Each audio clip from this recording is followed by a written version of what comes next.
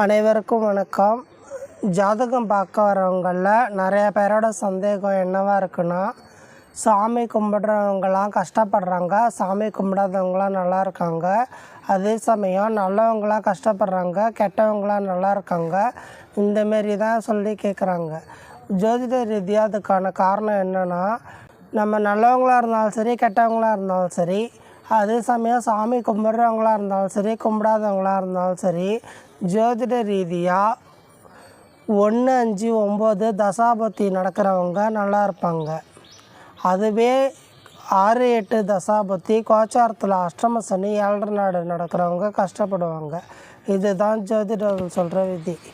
ஜோதிட ரீதியாக பார்த்தோம்னா, ஒருத்தவங்க கெட்டவங்களாகவே இருந்தாலும், சாமி கும்பிடாதவங்களே இருந்தாலும் 1, 5, 9 தசாபுத்தி நடக்கிறப்ப அவங்க நல்லா இருப்பாங்க.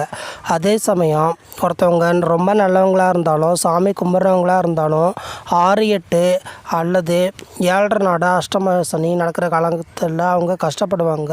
இது ஜோதிட விதி. நன்றி, வணக்கம்.